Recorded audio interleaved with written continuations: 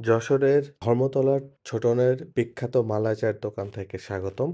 ধর্মতলার মালাই চা খুঁজতে গুগল ম্যাপে যে ধর্মতলার অ্যাড্রেস ছিল, ওখানে গেলাম। ওখানে যাওয়ার পর দেখি যে ওই অ্যাড্রেসটা চেঞ্জ হয়ে এখন আরেকটা জায়গায় নিয়ে আসে। সো এখানে পরে খুঁজে লোকমুখে খুঁজে পরে এখানে আসি।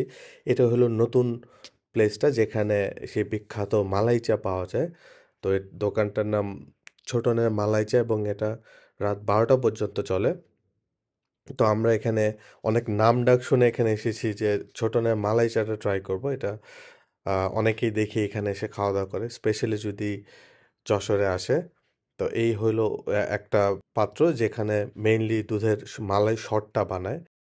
এখানে যে দুধ, ঘন দুধটা থাকে, বিশুদ্ধ পানি কাঠ দিয়ে জাল দেয়। সো এটাই হলো ওদের মালাই চা তৈরির প্রসেস।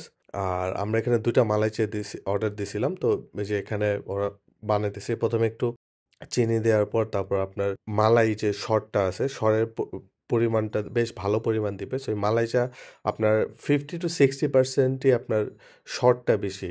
আর কিছু টুক হলো দুধ আর উপরে শুধু চায়ের করা লিকারটা উপরে জাস্ট দিয়ে দিবে। এই যে এখানে দেখতেছেন বানানোর পদ্ধতি। ১ম এ আপনার চিনি দিল, তারপর এই মালাই দিল, দুধ দিল আর মালাইয়ের পরিমাণটা বেশি দিল।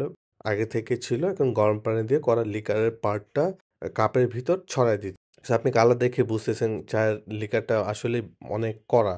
সো এটা আসলে মালাই চা বলার থেকে একটু মানে শরবত, ডিফারেন্ট টাইপের শরবতও বলতে পারেন বা মালাই শরবত বলতে পারেন। এটা আসলে চায়ের ক্যাটাগরিতে পড়ে না। চায়ের পরিমাণ বেশি থাকবে, দুধ বা মালাই অন্যান্য কম থাকবে। এটা হয়ে গেছে উল্টা। আপনার মালাইয়ের পরিমাণে বেশি, চায়ের পরিমাণ কম। এটাই এখানে আসলে নতুনত্ব এবং বিশেষত্ব এবং এটাই মানুষজন পছন্দ করে খায়। এই যে কাছে থেকে দেখতেছেন যে মালাই দিয়ে ভর্তি কাপটা, উপরে কড়া লিকার দিতেছে।